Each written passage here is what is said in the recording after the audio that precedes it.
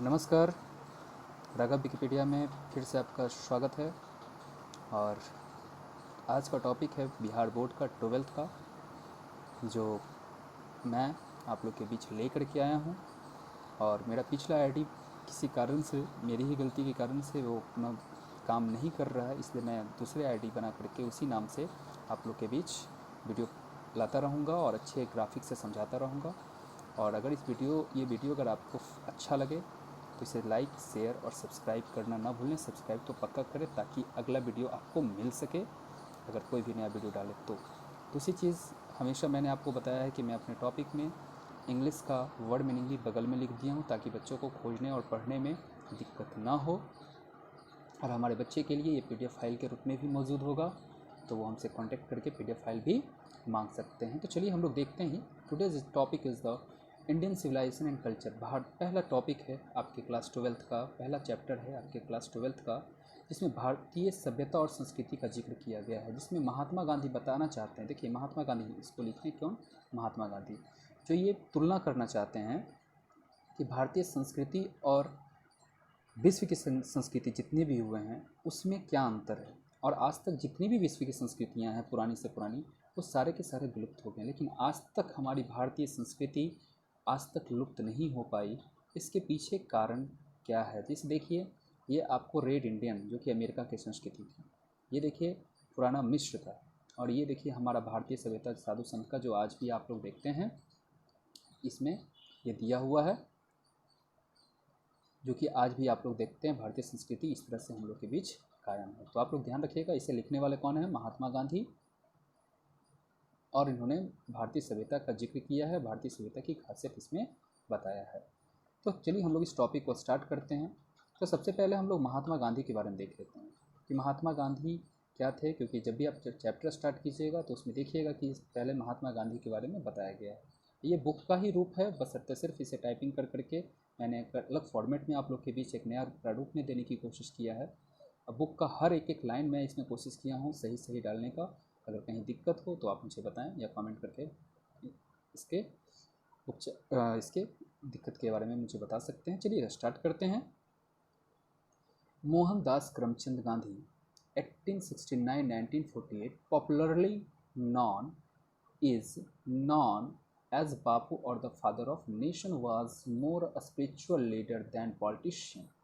कह रहे हैं कि मोहनदास करमचंद गांधी, जिनका जन्म 1869 से और मृत्यु 1948 में हुआ था, ध्यान रखिएगा, मृत्यु और जन्म।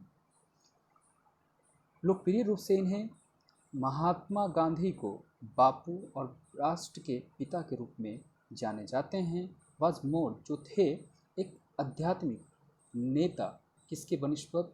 एक राजनीतिक के बनस्पत। ही successfully used truth and non-violence. He successfully used truth and non-violence as the chief weapons against the British rule। इन्होंने सफलतापूर्वक सत्य और अहिंसा का प्रयोग मुख्य हथियार के रूप में ब्रिटिश साम्राज्य के विरोध में किया। He died at the hands of fanatic on 30 जनवरी 1948, और ये मारे गए एक कट्टरवादी के हाथों 30 जनवरी 1948 को। हिज ऑटोबायोग्राफी, उनका आत्मलेख, माई एक्सपेरिमेंट विथ ट्रूथ, सच्चाई के साथ, एंड द न्यूमरस आर्टिकल्स, और बहुत सारे लेख हैं, डेट ही रोट, उन्होंने जो लिखा है, फॉर यंग इंडिया, युवा भारत के लिए, एंड द स्पीचेज, और भाषण, that he delivered on the different occasion, जो विभिन्न अवसरों पे उन्होंने बोध किया है, दिया है, प्रकट करता है उनके बारे में, not only as original thinker, कि वह एक वास्तविक विचारक ही नहीं, परंतु also as a great master of jest, वह एक नेक चलन के बहुत बड़े गुरु भी थे। एंड आइडियोमेटिक इंग्लिश, मुहावरेदार अंग्रेजी में या व्यंग्यात्मक अंग्रेजी में। In the following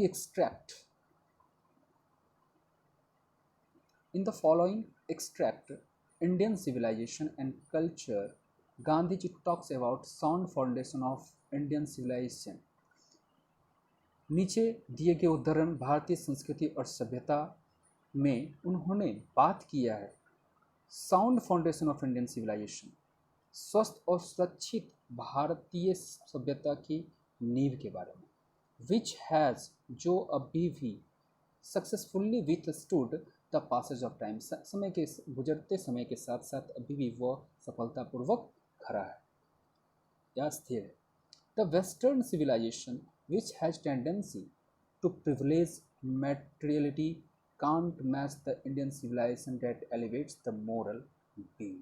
कह रहे हैं कि the western civilization which has tendency, western civilization मतलब पाश्चात्य सभ्यता, इसका मतलब पाश्चात्य सभ्यता होता है जिसकी झुकाव या जिसका स्वभाव विशेषकर भौतिकवाद की ओर है।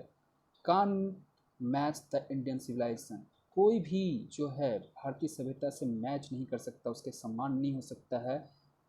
डैट, जो एलिवेट्स, उन्नत करता है नैतिकता को, मोरल बीइंग को। मोरल बीइंग का मतलब नैतिकता को। अब जो है ये आपके महात्मा गांधी के बारे में अभी हमने पढ़ा, ये देख लीजिए महात्मा गांधी के बारे में। अब आपका टॉपिक स्टार्ट होने जा रहा है आपका चैप्टर का। तो चलिए हम लोग अब चैप्टर देखते हैं। इंडियन सिविलाइजेशन एंड कल्चर किस कौन लिखे हैं? महात्मा गांधी। भारतीय सभ्यता और संस्कृति कौन लिखे हैं? Mahatma Gandhi. I believe that, मैं विश्वास करता हूँ कि the civilization India has evolved is not to be a beaten in the world, जो हमारी भारतीय सभ्यता जो विकसित है, is not to be a beaten, जो कभी मात नहीं खा सकता है इन द वर्ल्ड, विश्व में। Nothing can equal the seeds sown by our ancestors, कोई भी उसके बराबर नहीं खड़ा हो सकता है, कोई भी उसके बराबर नहीं है जो जिसकी नींव, सीड्स, बीज, सोन बाई, जिसके बीज या नींव हमारे पूर्वजों ने रखा है। रोम वेंट, रोम नष्ट हो गया, चला गया। ग्रीस भी चला गया है, साथ ही साथ वही रिसीव सभी रोम वेंट ग्रीस का भी हुआ है। The might of the Feroz was broken, और जो मिस्र का शासक जो इजिप्ट जिसको कहते हैं वो भी क्या हो गया? छिन्न भिन्न हो गए हैं। Japan has become westernize, Japan भी पश्चिमी रंग में रंग गया है। Of China nothing can be said, China का तो कुछ कहा ही नहीं जा सकता है। बट इंडिया इज स्टिल, लेकिन इंडिया जो है, भारत जो है हमारा, वो अभी भी वैसा ही है समहाउ किसी तरह। और other sound at the foundation, other sound and the sound at the foundation the people, और अच्छी तरह स्थिति में वो अभी भी अपने नींव के साथ खड़ा है। The people of Europe learn their lesson from the writing of the man of Greece और Rome which exist no longer in their former glory. कह रहे हैं कि यूरोप के जो लोग होते हैं, लर्न देयर लेसन्स, अपनी ज्ञान को सीखते हैं, from the writings of man, किसके लेख के माध्यम से, किसके लेखन के माध्यम से? ग्रीस के लेखन के माध्यम से, रोम के लेखन के माध्यम से, विच एग्जिस्ट, जो अभी भी अस्तित्व में नहीं हैं, इन द फॉर्मर, अपने पुराने, ग्लोरी मतलब शान और वैभव के साथ। इन ट्राइंग टू लर्न, सीखने की कोशिश में उन्होंने द यूरोपियंस, ये छूट गया है देख लीजिएगा, द यूरोपियंस इमेजिन डैट, कल्पना करते हैं कि they will avoid the mistake of Greece and Rome, कि वह रोम और ग्रीस के गलतियों को त्याग सकते हैं, छोड़ सकते हैं। सच, बहुत ज़्यादा इन देयर पिटिएबल कंडीशन, जो कि बहुत ही दयनीय स्थिति में हैं। इनका कहना है कि बहुत सारे, अभी मैं बोला कि बहुत सारी सभ्यताएं जो अभी भी खत्म, पुरानी जो थी वो खत्म हो गई है, बट भारत का ही एक ऐसा सभ्यता है जो अभी तक बचा हुआ है। In the midst of all this India remains immovable, इस सभी के मध्य में जितनी भी सभ्यताएं थे वो तो नष्ट हो चुके, लेकिन सभी के मध्य में एक भारतीय सभ्यता ही है जो अभी तक स्थिर है। That is her glory, glory से है ग्लोरी, अपने शान शौकत के साथ अभी तक भी यह बना हुआ है। It is charge against India, Bharat, यह एक आरोप लग होता है भारत के विरुद्ध में कि her people are so uncivilized, यहाँ के लोग जो हैं वो गवार हैं, इग्नोरेंट हैं, अज्ञानी हैं, स्टॉलिड हैं, भावहीन हैं। That is not possible to induce them to adopt any changes, जिन्हें कोई भी फुसला नहीं सकता, राजी नहीं कर सकता, या उन्हें राजी करना संभव नहीं है कि किसी भी परिवर्तन को वो अपना सकें। It is a charge really against our merit. यह जो आरोप है वास्तव में हमारी योग्यताओं के अनुसार है। व्हाट वी हैव टेस्टेड, जो भी हम लोग जांचते हैं परखते हैं, एंड फाउंड ट्रू, और जो सत्य पाते हैं, on the anvil of experience, अपने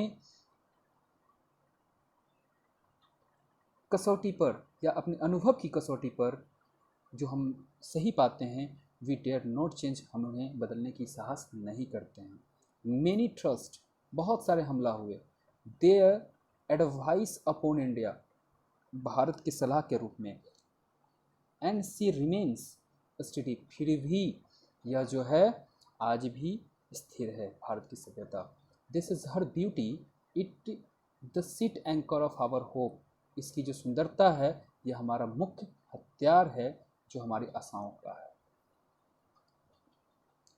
सिविलाइजेशन इज दैट मोड, सभ्यता एक वह तरीका है ऑफ व्यवहार का, which points out to man path of duty, जो बताता है मनुष्य के कर्तव्य को, परफॉर्मेंस, प्रदर्शन ऑफ कर्तव्य के प्रदर्शन को, एंड ऑब्जर्वेंस ऑफ मोरलिटी, और नैतिकता के अनुसरण को। ध्यान रखिएगा सिविलाइजेशन क्या है, conduct, mode of conduct which points out to man और द पाथ ऑफ ड्यूटी, कर्तव्य के पथ को बताता है, परफॉर्मेंस ऑफ ड्यूटी, कर्तव्य के प्रदर्शन को बताता है, और मोरलिटी, नैतिकता के अनुसरण को बताता है। अनकन्वर्टेबल टर्म्स, ये एक दूसरे से संपरिवर्तनीय हैं, ये दोनों सभी एक दूसरे पे आश्रित हैं। To observe morality is to attain mastery over our minds and our passions. कह रहे हैं कि हम लोग ऑब्जर्व, अवलोकन करके नैतिकता का प्राप्त कर सकते हैं, निपुणता को, अपने दिमाग के ऊपर निपुणता को, और अपनी लालसाओं को कंट्रोल कर सकते हैं, उसे अपने स्तर से ढाल सकते हैं। सो डूइंग, ऐसा करके, वी नो आवर सेल्फ, हम लोग अपने आप को जान सकते हैं। The Gujarati equivalent for civilization means, Gujarati में सिविलाइजेशन का मतलब होता है गुड कंडक्ट, अच्छा व्यवहार।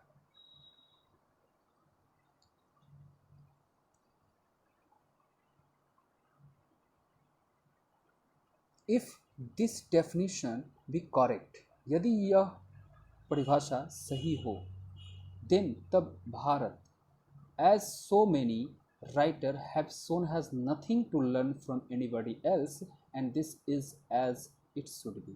कह रहे हैं कि यदि यह परिभाषा सही हो तब भारत को, जैसा कि अनेक लेखकों ने दिखाने की कोशिश किया है कि हैज़ नथिंग टू लर्न, कि किसी से कोई सीखने की ज़रूरत नहीं है, anybody else, and that is this is should be, और वो जैसे हैं वैसे ही वो रहें।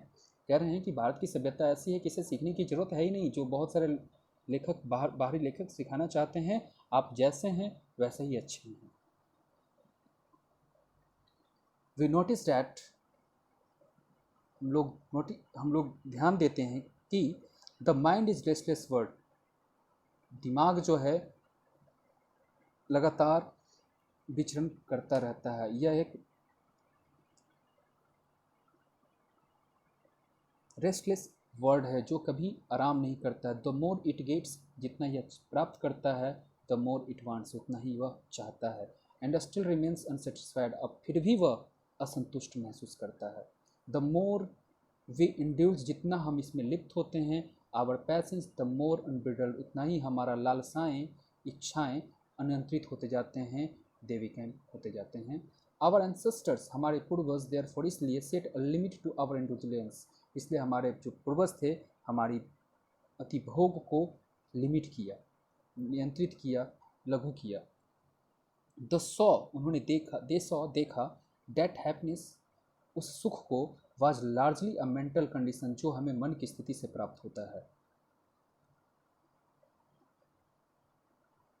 A man is not necessarily happy, एक व्यक्ति आवश्यक नहीं है कि वह खुश है, बिकॉज ही इज रिच, क्योंकि वह अमीर है, और या अनहैप्पी, और वह नाखुश भी नहीं हो सकता है क्योंकि वह पुअर है।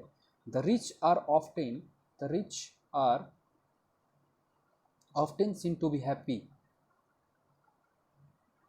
प्रायः देखा जाता है कि अमीर जो होते हैं वो नाखुश होते हैं, the poor to be happy, और गरीब जो होते हैं वो खुश होते हैं। Million will always remain poor,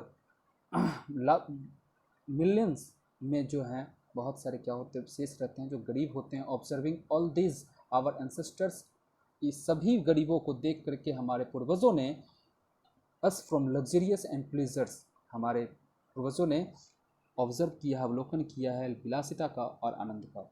we have managed with the same kind of ploughs, हम लोग को सफल रहना है विद से, इस तरह से ही आगे सफल होकर के बढ़ते रहना है।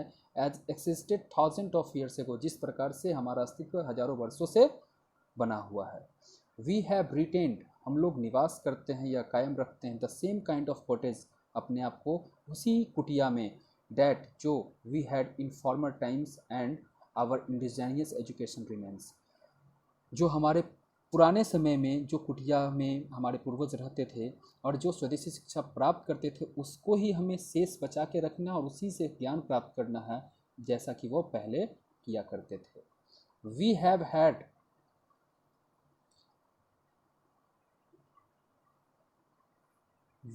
Had no system of life coding competition, life coding, ऐसे इस जगह एक वर्ड छूट गया था, life coding, system of life coding competition, हम लोग के पास कोई भी जीवन रक्षक प्रतियोगिता नहीं है। LIFECORRODING लिख लीजिएगा, थोड़ा सा सुधार लीजिएगा, ऐसे बुक में आपका दिया हुआ है, मैं इसे टाइपिंग किया हूँ, हो सकता है कुछ मिस्टेक भी हो जाए। Etch followed his on occupation, प्रत्येक जो है अपनी फॉलो करते हैं, अनुकरण करते हैं अपनी व्यवसाय को, अपने ट्रेड को, व्यवसाय अपने पेशा को, एंड चार्ज रेगुलर वेजेस, और प्रतिदिन वो मजदूरी प्राप्त करते हैं। इट वॉज नॉट डैट, ये ऐसा नहीं था कि we did not know how to invent machinery, कि कैसे मशीन को खोजा जाता है, कैसे उसका आविष्कार किया जाता है। बट आवर फोर फादर्स, लेकिन हमारे पूर्वज, फोर फादर्स का मतलब हमारे पूर्वज, न्यू डैट, जानते थे कि if we set our hearts after such thing, यदि हम अपने हृदय का लगाव ये इन सारी चीज़ों से करते हैं, वी वुड बिकम स्लेव्स, तो सभी हम लोग क्या हो जाएंगे, गुलाम हो जाएंगे। And lose our moral fibre, और अपने चरित्र को भी खो देंगे।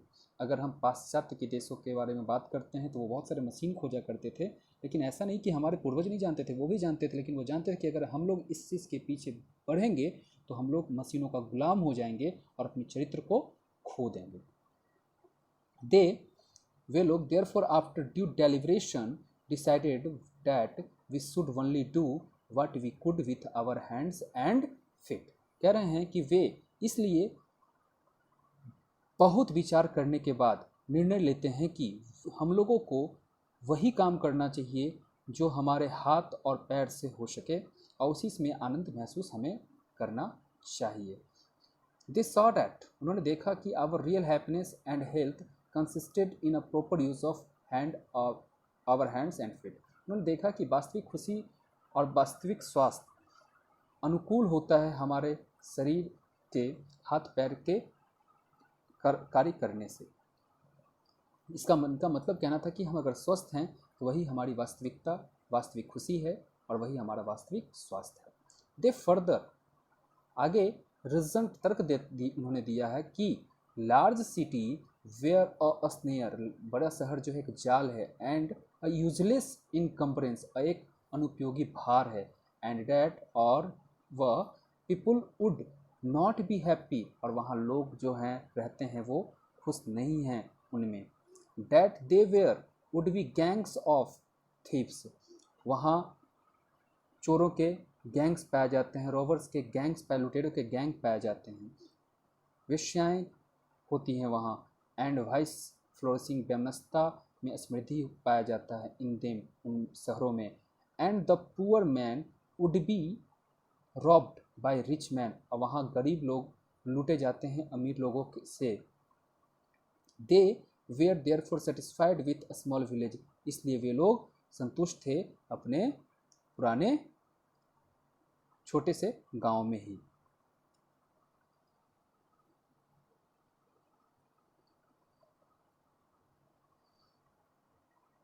दे सॉ डैट, उन्होंने देखा कि किंग्स एंड देयर स्वॉर्ड्स, राजा और उसके तलवार, वे इन्फीरियर, तुच्छ हैं, to the sword of ethics, नैतिक शास्त्र के हथियार के बीच, या नीति शास्त्र के बीच कहीं भी राजा और राजा की तलवार नहीं टिक सकती थी, वो बहुत ही छोटे पाए गए। एंड दे, और वे लोग, देयरफॉर इसलिए, हेल्ड माना कि the sovereigns of the earth to be inferior to the rishi and the fakirs, तो उन्होंने माना, महात्मा गांधी ने माना कि धरती पर जो राजाएं थे उनसे कहीं ज़्यादा सुपीरियर थे, और वो राजाओं लोग जो थे वो इन्फीरियर थे, तुच्छ थे, जिनके अपेक्षा ऋषि और फकीर्स के सामने। A nation with a constitution like this, एक राष्ट्र और उसके संविधान जैसा कि है, इस फिटर सक्षम होता है to teach other than to learn from others, की वो दूसरे को सिखाने में, ना ही कि किसी दूसरे से सीखने में। दिस नेशन हैड कोर्ट्स, इस नेशन में कोर्ट भी हैं, लॉयर्स भी हैं, एंड डॉक्टर्स भी हैं, but they were well within bounds everyone, they were within, but they were well all within bounds everybody, और वह सभी एक दूसरे से जुड़े हुए होते हैं। एवरीबडी नाउ, प्रत्येक वो जानते हैं थे कि these professions were not particularly, वह एक व्यक्तिगत या प्रोफेशन व्यवसाय पार्टिकुलरली नहीं है, सुपीरियर मोर एवर, और साथ ही वह सबसे सुपीरियर नहीं है। This vakils and vaids did not rob people, और ये सारे वकील और वेद्स जो होते थे वो लोगों को ठगते नहीं थे। दे वेयर कंसिडर्ड पीपल्स डिपेंडेंट्स, वे लोग विचार करते थे लोगों के निर्भरता के ऊपर, कि लोग हमारे ऊपर निर्भर हैं और हमें उनकी सेवा करना चाहिए, और वो उनके गुरु नहीं होते थे, ये नहीं कि हमें बस आ गए तो आपसे जितना लूट सके, उनका ये कहने का था। आगे चलिए देखते हैं। जस्टिस वाज टॉलरेबली फेयर, न्याय काफ़ी अच्छा होता है। The ordinary rule was to avoid courts, साधारण नियम जो थे वो कोर्ट्स को नहीं मानते थे। देयर वेयर नो टाउट्स, वहाँ कोई दलाल नहीं होता है, to lure people into them, जो उन्हें लालच दे सके स्वयं में। They this evil too was noticeable, यह बुराई जो था ध्यान विचारणीय था, ध्यान देने योग्य था, only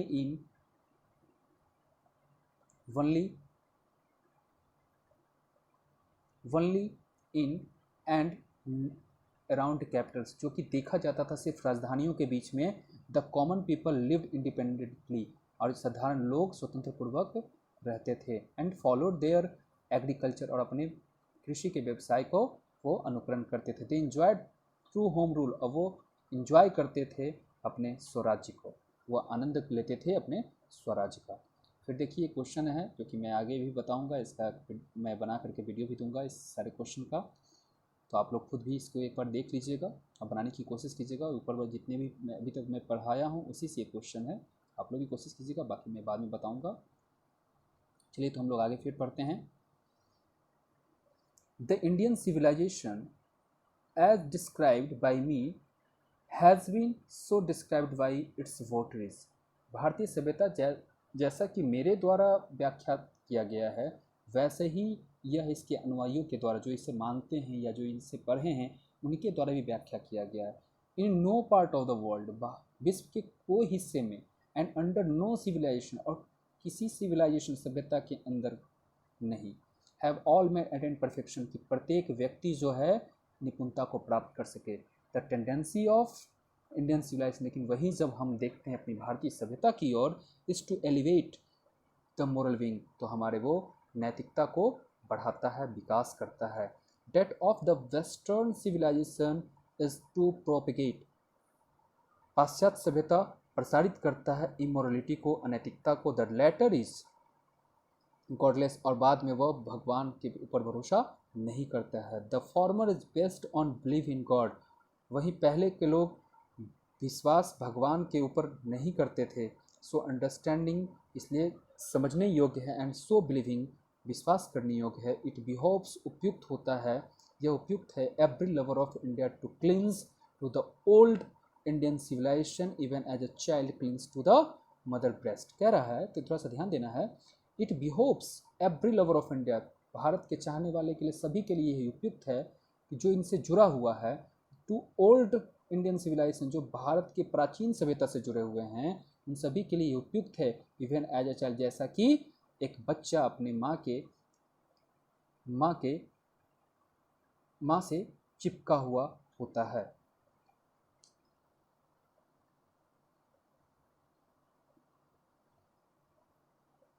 I am not hater of the west, मैं पाश्चात्य से घृणा या नफरत नहीं करता हूँ।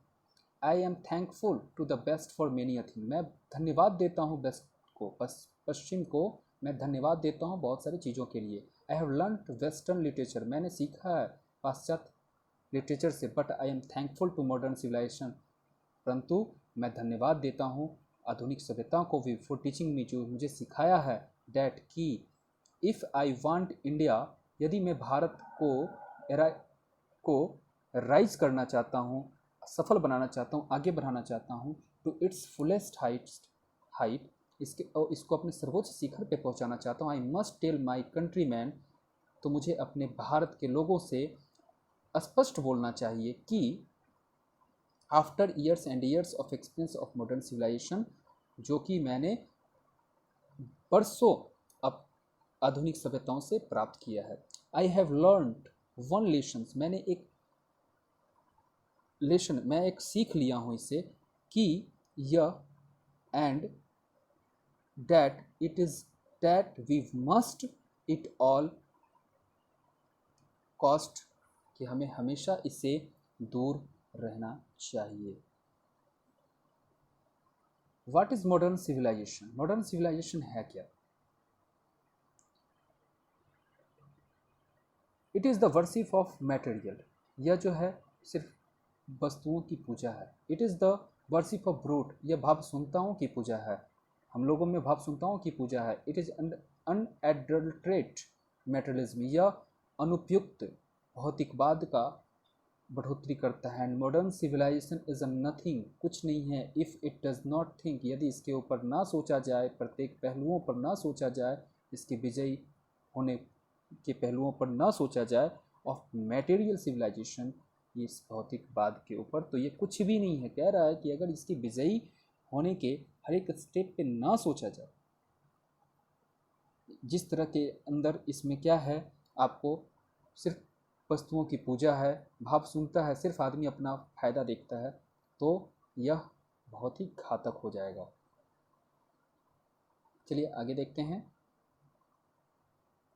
इट इज़ परहैप्स अननेसेसरी, यह संयोग से बेकार है। It not unless to weigh the merits of two civilization, यहाँ तक कि यह कुछ भी नहीं है, इसका आकलन नहीं किया जा सकता है इसके दो सिविलाइजेशन के गुणों का। इट इज़ लाइकली, यह संभवतः, that the west has evolved a civilization suited to its climate and surrounding, जो बेस्ट का सिविलाइजेशन है, जो विकसित सिविलाइजेशन है, वह वहाँ के लिए सुइटेड है, अनुकूल है, वहाँ के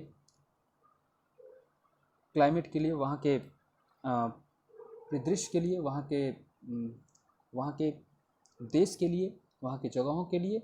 वी हैव अ सिविलाइजेशन, लेकिन जो हम लोग के पास सिविलाइजेशन है वो अनुकूल है हमारे कंडीशन के अनुसार, हमारे व्यवहार के अनुसार। And both are in their own respective spheres, वो दोनों का दोनों अपनी जगह सही पाए जाते हैं। द डिस्टिंग्विशिंग कैरेक्टर्स, गुणों के बीच जो अंतर है modern civilization is indefinite multiplicity, जो वही मॉडर्न सिविलाइजेशन जो है वो हमारी मानव की चाहत को गुणोत्तर बढ़ाता है। The characteristic of ancient civilization is an imperative restrictions, जो प्राचीन सभ्यताएं थी, उनके ऊपर आवश्यक पाबंदियां थी, एंड स्ट्रिक्ट रेगुलेटिंग, और कठोर नियंत्रण थे। दिस वांट्स, उनकी चाहतों के ऊपर। वो कह रहा है कि वही जब हम दोनों की सभ्यताओं के बीच जो है अंतर जब प्राप्त करते हैं, तो पाश्चात्य सभ्यता जो होता है वो मानव की इच्छाओं को गुणोत्तर बढ़ाता है, लेकिन वही जो हमारे प्राचीन सभ्यताएं हैं वो अनिवार्य पाबंदियां लगाते हैं हमारे चाहत के ऊपर और हमें नियंत्रण करते हैं में रखते हैं। द मॉडर्न और वेस्टर्न इंसेटिवनेस, आधुनिक और पाश्चात्य असंतुष्टा एराइज रियली वास्तव में from want of living faith in a future state, भविष्य की अवस्थाओं में जीवन का विश्वास जो दिखाता है, and therefore also is in divinity, वो भगवान के ऊपर आश्रित नहीं है। द रिस्ट्रेंट ऑफ एंशियंट और ईस्टर्न सिविलाइजेशन, वही संयम प्राचीन और पूर्वी सभ्यताओं का बताता है, बढ़ाता है, फ्रॉम अ बिलीफ, सिद्धांत को बताता है, ऑफ्टन इन स्पाइट ऑफ, प्रायः इसके बावजूद, आवर सेल्फ्स की को बढ़ाता है, अपने के बारे में बताता है, इन अ फ्यूचर स्टेट, उस भविष्य की अवस्थाओं के बारे में बताता है, और and the existence of divine power, और देवीय शक्ति के अस्तित्व की बात करता है। सच में कह रहा है कि वहाँ जो आपका वेस्टर्न कल्चर था वो भगवान की अस्तित्व के बारे में चर्चा नहीं करता है, लेकिन वही हमारी पूर्वी सभ्यता जो भगवान की बात करता है, वो बोलता है कि कोई एक ऐसी शक्ति है जो हमारी भविष्य की अवस्थाओं को कायम रखता है। Some of the immediate and brilliant result, कुछ ऐसे तात्कालिक और बौद्धिक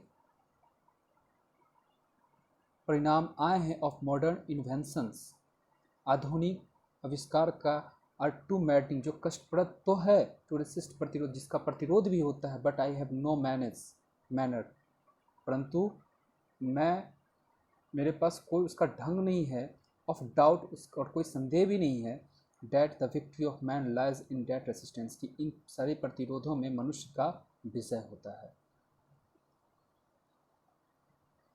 we are danger of watering away, हम लोग खतरे में हैं इसके दूसरे वेस्टर्न कल्चर के आविष्कार के परिवर्तन में, away the permanent good for a momentary pleaser, जो हम लोग खतरे में हैं जब हम लोग संपरिवर्तनीय करते हैं परमानेंट अच्छाई को, मतलब अस्थाई अच्छाई को एक छोटी सी खुशी के लिए, जो क्षणिक खुशी होता है, अगर उसमें हम परिवर्तन कर देते हैं तो हम लोग क्या हैं, खतरे में हैं।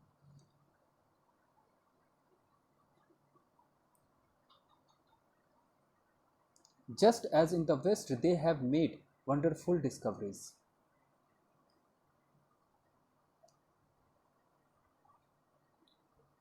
Just as in the West they have made wonderful discovery. जैसा है कि वेस्ट जो है बहुत सारे अच्छे आविष्कार किए हैं इन थिंग्स, वस्तुओं में, भौतिकवाद की वस्तुओं में। Similarly Hinduism has made still more marvellous, वही हिंदुत्व जो है बनाया है मोर मार्वेलस डिस्कवरीज, खोजा है बहुत सारे अच्छा खोज को, इन थिंग्स ऑफ रिलीजन, धर्म के वस्तुओं को, ऑफ द स्पिरिट, खुशी, आत्मा के खुशी को उन्होंने खोजा है। कौन? हिंदुज्म जो है वहीं आपके रिलीजन के बारे में बात करता है, वहीं आपके आत्मा की खुशी के बारे में बात करता है, जहाँ आपका पाश्चात्य सभ्यता वस्तु की खोज की बात करता है। But we have no eye for this great and fine discoveries, परंतु हम लोग के पास वैसी आंखें नहीं हैं जो इस महान और बेहतरीन खोज को देख सकते हैं। वी आर डेजल्ड, हम लोग भ्रमित है, बाई द मटेरियल प्रोग्रेस, भौतिकवाद के उन्नति में, डैट जो वेस्टर्न साइंस हैज़ मेड, जो पाश्चात्य विज्ञान ने बनाया है। आई एम नॉट इनेमोर्ड, मैं मंत्रमुग्ध नहीं हूँ, ऑफ डैट प्रोग्रेस, उस उन्नति को देखकर। इनफैक्ट महात्मा गांधी कह रहे हैं कि मैं उस मंत्रमुग्ध नहीं हूँ उस उन्नति को देखकर। इनफैक्ट वास्तव में इट ऑलमोस्ट सीम्स, जैसा वो प्रतीत होता है, as though God in his wisdom has prevented India from progress along those lines, कि भगवान जो है बुद्धिमता में है, एज प्रिवेंटेड इंडिया, जो भारत को रोकता है, from progress along those lines, अपने उन्नति को हमेशा आगे बढ़ाने के लिए, so that it might fulfil its special mission of resisting the onrush of materialism, कि जितने भी भौतिकवाद लक्ष्य के रूप में हम लोग बढ़ रहे हैं, वही हमारी सभ्यता इस चीज़ को रोकता है और गुलाम होने से हमें बचाता है, और हमें मेटलिज्म के रूप में भौतिकवाद के रूप में हमारे ऊपर बहुत तरह के हमले हुए, बहुत लोगों ने हम लोगों को कहा कि आप वेस्टर्न कल्चर को फॉलो करें, लेकिन हम लोगों ने इस चीज़ को फॉलो नहीं किया, क्योंकि महात्मा गांधी ये अपने उद्बोधन में बताना चाह रहे हैं, after all there is something in Hinduism, आखिरकार हिंदुज्म में कुछ तो है, दैट जो has kept it alive up till now, जो अभी कुछ तो है, वो देखो क्या कहना है, आखिरकार हिंदुत्व में कुछ तो है जो अभी तक ये जिंदा है। इट हैज़ विटनेस, इसका सबूत भी है, that fall of Babylon, Babylon की सभ्यता जैसे ख़त्म हो गई, सीरियन की सभ्यता ख़त्म हो गई, सीरिया का, पर्शियन का सभ्यता ख़त्म हो गई, इजिप्ट का ख़त्म हो गया। Cast a look around you, और जितने भी हमारे चारों और जितने भी सभ्यताएं हैं उस सारी की भूमिकाएं जो खत्म हो गई, लेकिन हिंदुत्व अभी तक है, और इसका सबूत ये सभ्यताएं हैं जो नष्ट हो चुके हैं। कौन कौन सी सभ्यता नष्ट हुए हैं? Babylon, Syrian, Persian, Egyptian. फिर आगे कह रहे हैं वेयर इज रोम, रोम कहाँ है? वेयर इज ग्रीस, ग्रीस कहाँ है? कैन यू फाइंड टूडे, क्या आज आप उसे खोज सकते हैं? Anywhere the Italy of given, given का इटली जो है आप उसे खोज सकते हैं। और रदर, और साथ ही साथ द एंशियंट रोम, क्या रोम को आप, प्राचीन रोम को खोज सकते हैं? फॉर रोम वाज इटली, जो इटली में था, क्या उसे खोज सकते हैं? गो टू ग्रीस, ग्रीस चलें। Where is the world famous Attic civilization, जहाँ विश्व का सबसे भव्य प्राचीन सभ्यताएं थी। द कमिंग टू इंडिया, फिर हम भारत में आते हैं। Let one go through the most ancient records, और जब हम यहाँ की सबसे प्राचीन लेखों को देखते हैं, रिकॉर्ड्स को देखते हैं, and then look around you, और जब तुम अपने चारों ओर देखते हो, एंड यू वुड बी, तो अपने आप को आप मजबूर करते हो टू से, कहने के लिए, yes I see here ancient India still living, कि यहाँ प्राचीन भारत अभी भी जीवित है। ट्रू, सत्य है। देयर वेयर डंग हिप्स, यहाँ गोबर का ढेर है। टू, और भी, here and there, but there are rich treasures, लेकिन यहाँ बहुत बड़ा खजाना भी है, ब्यूरिड, गड़ा हुआ है, अंडर देम, इनके अंदर। एंड द रीज़न, जिसका कारण है, वाई इट हैज़ सर्वाइव्ड, कि यह अभी तक क्यों जीवित है, is that end which Hinduism set before it was not development and material but spiritualness, यह इसलिए जीवित है, देखिए कह रहे हैं कि हिंदुज्म अभी तक इसलिए जीवित है कि विच हिंदुज्म सेट बिफोर, कि यह पहले क्या करता है, व्यवस्थित करता है, सीमित करता है, इट वाज नॉट डेवलपमेंट, यह डेवलपमेंट को सीमित नहीं करता है, वस्तु के डेवलपमेंट को सीमित नहीं करता है, बट स्पिरिचुअलेंस या आध्यात्मिक को सेट करता है, सीमित करता है, नियंत्रित करता है।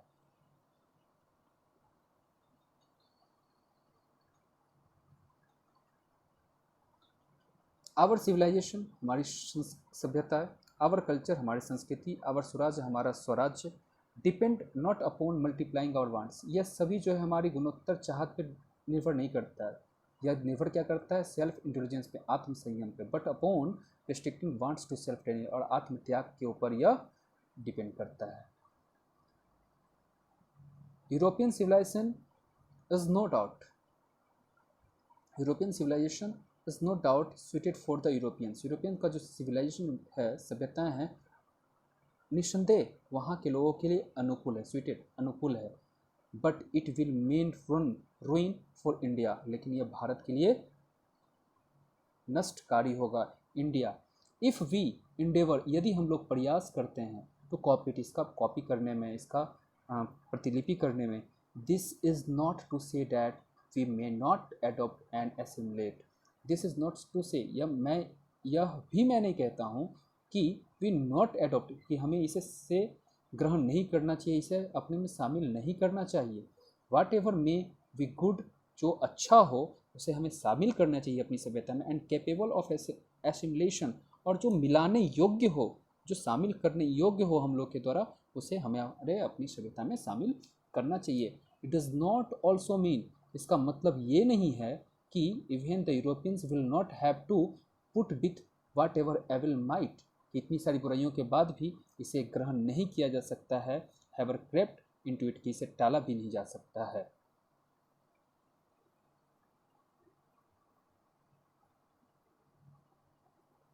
The incessant search for material comforts and their multiplication, the insincere search for material comforts in their multiplication in such an evil।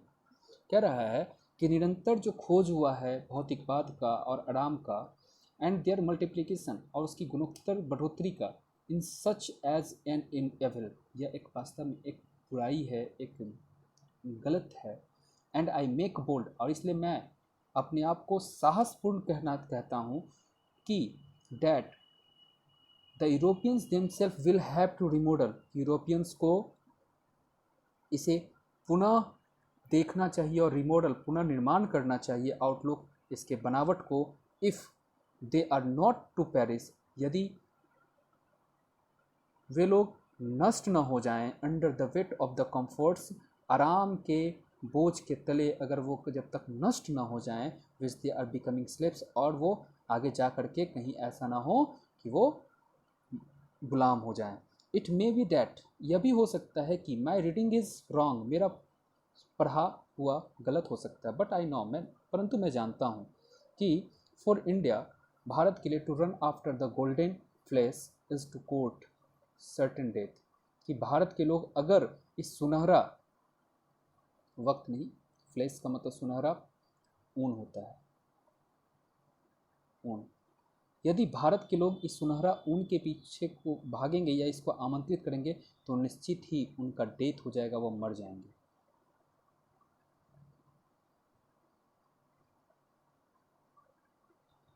Let us engrave on our hearts the motto of a western philosopher, हमारे हृदय में को उकेरता है पाश्चात्य दार्शनिक के कुछ विचार, plain living and high thinking, सादा जीवन और उच्च विचार। Today it is a certain, आजकल यह निश्चित है, that the millions can't have high living and we the few who profess to do the thinking for the masses run the risk. कह रहे हैं कि आजकल यह निश्चित है कि बहुत सारे लोग जो हैं बहुत ऊँची ज़िंदगी नहीं जी रहे हैं, एंड वी द फ्यू, और बहुत कम लोग हैं जो ऐसे जी रहे हैं, हु, जो ढोंग कर रहे हैं, to the thinking for the masses, इस तरह के सोच से रन द रिस्क, और इस तरह के रिस्क उठा रहे हैं जो बेकार की खोज कर रहे हैं, आफ्टर हाई लिविंग, जो बेकार की खोज कर रहे हैं ऊँची ज़िंदगी जीने के लिए, ऑफ मिसिंग हाई थिंकिंग, और वही जो है आगे जा कर के क्या हो रहा है, उनका वास्तविक जो थिंकिंग है वो लापता होता जा रहा है। कुछ लोग ढोंग कर रहे हैं इस चीज़ का, यही बताना चाह रहे हैं। चलिए आगे देखते हैं।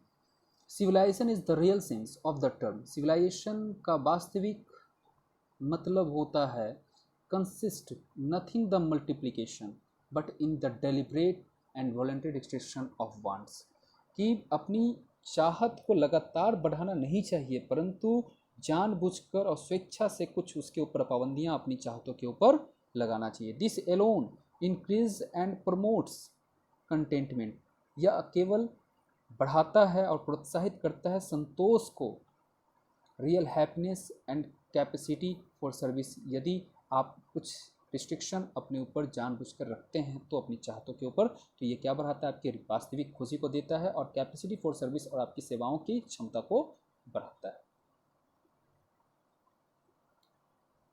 A certain degree of physical harmony, एक निश्चित स्तर होता है जो हमारे भौतिक या शारीरिक तालमेल को बनाता है, एंड कंफर्ट इज नेसेसरी, और आराम भी जो है आवश्यक है, बट एबव अ सर्टेन, परंतु इन सभी के ऊपर लेवल इट हिंड्रेंस, जो हमें बाधा पहुंचाता है, इंस्टीड ऑफ मदद के अपेक्षा।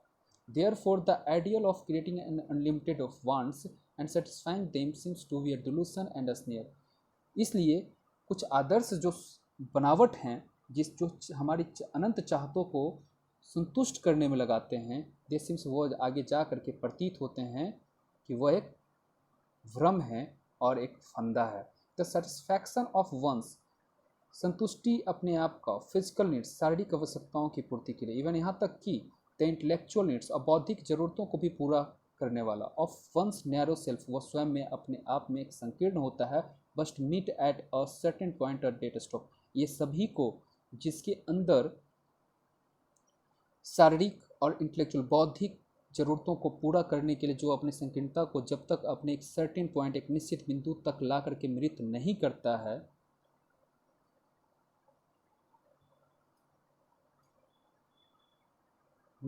करता है, before it degenerates into a physical intellectual blockness, इसके पहले वो खुद को नष्ट कर लेगा और अपनी कामुकता और बौद्धिकता को खो देगा। अ मैन मस्ट अरेंज, एक व्यक्ति को समायोजन अवश्य करना चाहिए हिज फिजिकल, अपने शारीरिक एंड कल्चरल, सांस्कृतिक परिस्थितियों में, सो डैट, ताकि दे डू नॉट हिंडर, ताकि वे उसमें बाधा न बने, हिम इन हिज सर्विस, उनकी मानवता की सेवाओं में, which all his energies should be concentrated, और उनकी सारी शक्तियाँ क्या होनी चाहिए, एकाग्र रहे। हर व्यक्ति को शारीरिक और सांस्कृतिक परिस्थितियों के भी समायोजन जरूर करना चाहिए, जिससे कि वो उसकी शक्तियाँ एकाग्र रहे, सुरक्षित रहे और वो मानवता की सेवाओं के लिए बाधा ना बने। ये आपका टॉपिक था, तो टॉपिक आपका ख़त्म हो गया। ये आपका कुछ मैं वर्ड मीनिंग इंग्लिश आपके बुक में लिखा हुआ है, जो कि मैं आप लोग को बता दूं, देख लीजिए। कुछ वर्ड मीनिंग है, जैसे सन, कीप अवे या फ्रॉम, दूर रखना अपने आप को, अनएडल्टेड, कंप्लीट, पूर्णतः, इनसेटिवनेस, इसको आप लोग देख लीजिएगा और याद कर लीजिएगा। कुछ आंसर द फॉलोइंग है, जिसे आपके बुक में भी दिए हुए हैं, जो कि मैं भी लिख दिया हूँ। इस क्वेश्चन को मैं आगे भी PDF के रूप में दे दूंगा, आप लोग खुद पढ़ करके इसे क्लियर कर लीजिएगा। ये चैप्टर था आपका, जो कि मैं आज ख़त्म कर दिया हूँ।